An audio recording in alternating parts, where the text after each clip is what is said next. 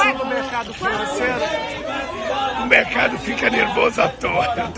Eu nunca vi um mercado tão sensível como o nosso.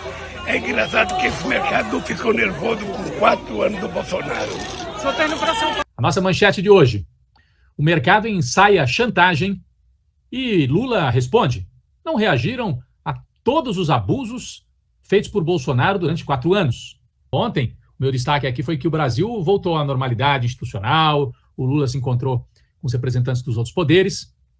No meu entendimento, essa reação de hoje também é uma certa volta à normalidade, inclusive o papel jogado pela imprensa tradicional, né? Globo, G1, Folha, UOL e outros sites, fazendo o papel de porta-vozes do mercado financeiro. Não cobraram nada do Bolsonaro. O Bolsonaro deitou e rolou, fez os maiores absurdos, rasgou as regras fiscais, fez a PEC do fim do mundo para poder aprovar gastos na véspera eleitoral, tentou comprar voto, tentou destruir a democracia e a imprensa não fez o papel de cobrar o Bolsonaro. Pelo menos não nesse nível.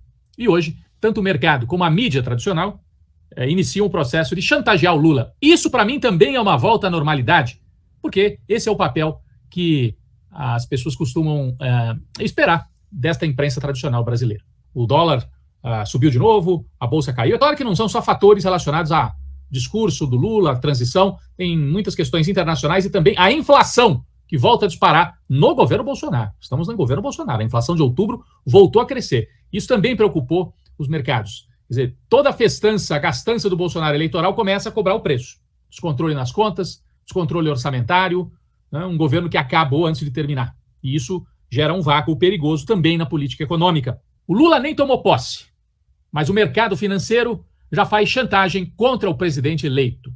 Porque Lula disse que o pobre precisa estar no orçamento.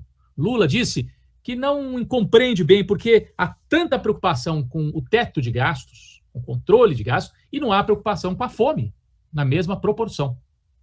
E ao fazer esta afirmação, o mercado, entre aspas, que é este ser indefinido, mas que tem alguns representantes muito bem postados na imprensa tradicional, o mercado foi para cima. A bolsa caiu hoje, o dólar voltou a subir, né, o real ficou mais fraco. Dizem, por causa desta fala do Lula, que preocupou os senhores detentores de títulos públicos, os senhores especuladores do mercado financeiro e as senhoras, poucas, né? É uma área muito masculina, né?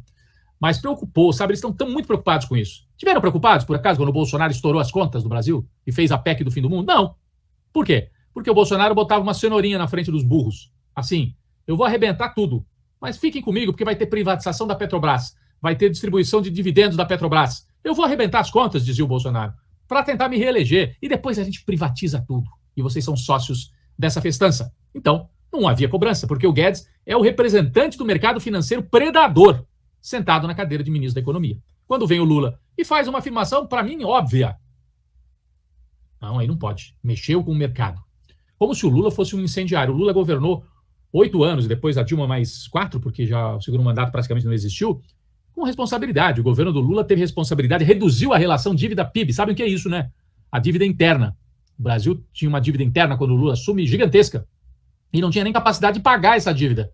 O Fernando Henrique teve que fazer um empréstimo ponte no FMI até o Lula tomar posse para o país não quebrar.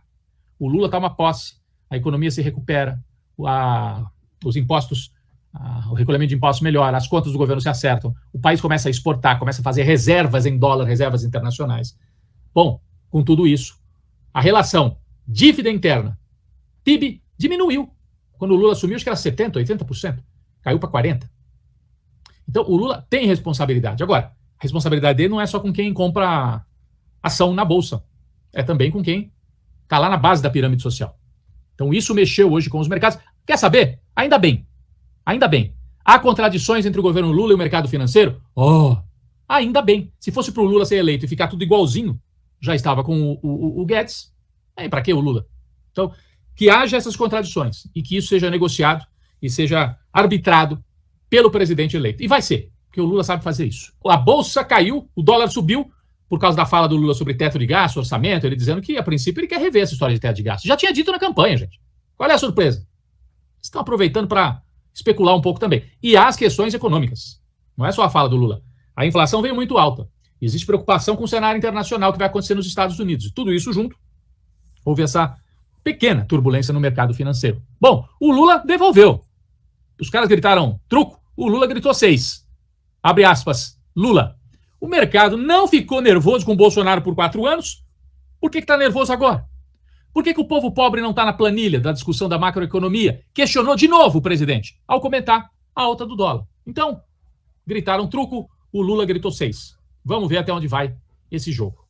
Aqui não é um jogo, é a administração da economia e o Lula tem diálogo com o mercado financeiro. No meu entendimento, é a volta à normalidade. Um presidente que não olha só para Faria Lima vai sofrer pressão da Faria Lima. A gente sabe que o mercado opera assim, ele reage, né, àquilo que é dito, as expectativas são criadas, tem muita gente que vai ganhar dinheiro com isso agora, e aí interessa também fazer esses movimentos agora, para poder fazer o movimento no sentido contrário depois. Eu não daria muita importância, não, para esse tipo de reação. É muito diferente de, claro, uma situação, por exemplo, quando você olha um trimestre inteiro e vê que caiu muito o investimento. Aí você tem um dado importante. Mas oscilações do câmbio e da bolsa de um dia para o outro, não dá para a gente dar muita trela para isso. Isso não é tão significativo, não. É importante essa distinção que você faz. Se fosse economia real, ó, frear os investimentos, ou então a inflação escapou do controle por 3, 4 meses, aí é para se preocupar, né? O mesmo dólar, ele tem, vamos dizer, uma super subida e fica num patamar super elevado durante muito tempo. É diferente, mas essas oscilações diárias, isso é só susto do mercado e a gente sabe que ele, assim como o dólar sobe e a bolsa cai num dia, pode acontecer exatamente o movimento inverso no dia seguinte. Depende do noticiário.